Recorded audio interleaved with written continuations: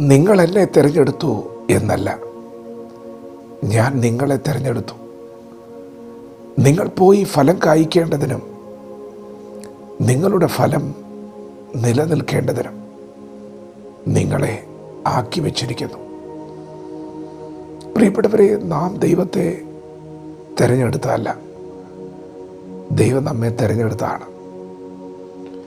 നാം ദൈവത്തെ അന്വേഷിച്ച് കണ്ടെത്തിയതൊന്നുമല്ല, ദൈവം നമ്മെ തേടി വന്നതാണ്. ദൈവം നമ്മെ കണ്ടെത്തിയതാണ്. നമ്മുടെ കണ്ണ് തുറന്ന ദൈവമാണ്, ബുദ്ധി തുറന്ന ദൈവമാണ്.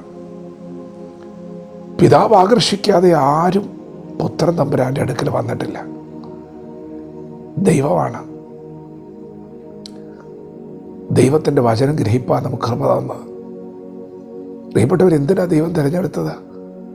ഫലം കായ്ക്കാൻ വേണ്ടിയാണ്. നിങ്ങൾ പോയി ഫലം കായ്ക്കേണ്ടതിനും നിങ്ങളുടെ ഫലം നിലനിൽക്കേണ്ടതിനും ദൈവം നമ്മെ തിരഞ്ഞെടുത്തിരിക്കുകയാണ്. ദൈവത്തിന് ഈ പുതുവത്സരത്തിൽ നമ്മെക്കുറിച്ച് വലിയ പ്രതീക്ഷയുണ്ട്. ദൈവം നമ്മെ വിളിച്ചത് ഫലം കായ്ക്കാനാണ്, ലോകത്തിൻ്റെ വെളിച്ചമാകാനാണ്, ഭൂമിയുടെ ഉപ്പാകാനാണ്.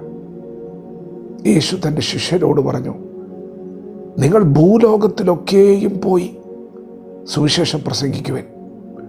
അതെ, ദൈവത്തിന് നമ്മെക്കുറിച്ച് വലിയ പ്രതീക്ഷയാണ്.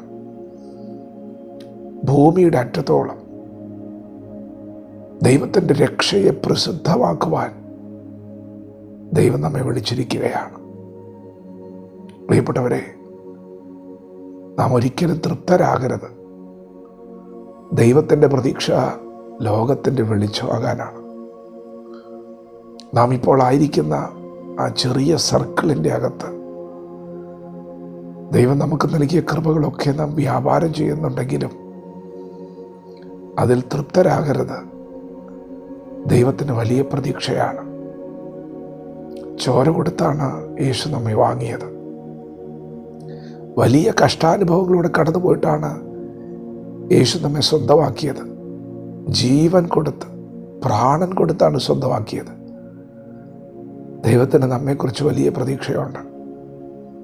നാം വില കൊടുത്തു വാങ്ങിയ വസ്തുവിനെ നമുക്ക് ഉപയോഗിക്കാൻ കഴിയുമ്പോൾ എത്ര സന്തോഷമാണ്. എന്നാൽ അത് വേണ്ടതുപോലെ ഉപയോഗിക്കപ്പെടുന്നില്ലെങ്കിൽ നമുക്ക് എത്ര വലിയ നിരാശയും വേദനയും ഉണ്ടാകും. അതുപോലെ പ്രിയപ്പെട്ടവരെ, ദൈവം നമ്മെ വില കൊടുത്താണ് വാങ്ങിയത്. അങ്ങനെയെങ്കിൽ ഇന്ന് പകൽക്കാലം ദൈവത്തിന് നമ്മെക്കുറിച്ച് പ്രതീക്ഷയുണ്ടെങ്കിൽ നാം എത്രത്തോളം ദൈവസന്നിധിയിൽ നമ്മെ സമർപ്പിക്കണം. ദൈവത്തോട് പറയാം, ദൈവമേ, അങ്ങയുടെ ഹിതം എന്നിൽ നിറവേറുവാൻ ഞാൻ എന്നെ സമർപ്പിക്കുന്നു. അവിടുന്ന് എന്താണ് എന്നെക്കുറിച്ച് ആഗ്രഹിക്കുന്നത്? അവിടുന്ന് എന്നിൽ നിന്ന് എന്താണ് പ്രതീക്ഷിക്കുന്നത്? അങ്ങയുടെ തിരുഹിതം നിറവേറുവാൻ ഞാൻ എന്നെ ഒരു യാഗമായി സമർപ്പിക്കുന്നു എന്ന് പറഞ്ഞ് ദൈവസന്നിധിയിൽ നമ്മെ സമർപ്പിക്കാം. ബുദ്ധിയുള്ള ആരാധനയായി ശരീരങ്ങളെ ജീവനും വിശുദ്ധിയും ദൈവത്തിന് പ്രസാദവുമുള്ള യാഗമായി സമർപ്പിക്കുവിൻ എന്നെഴുതിയിരിക്കുന്ന പോലെ ജീവിതത്തെ സമർപ്പിക്കാം. ദേഹം, ദേഹി, ആത്മാവിനെ സമർപ്പിക്കാം. അതെ, ദൈവത്തിൻ്റെ ഹിതം ഈ പുതുവർഷത്തിൽ നമ്മിൽ നിറവേറട്ടെ.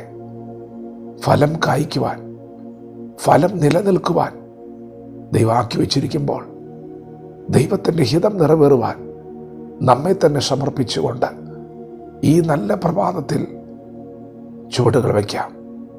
ദൈവം നമ്മെ ഓരോരുത്തരും ഈ പകൽ അനുഗ്രഹിക്കുമാറാകട്ടെ. ആമേൻ.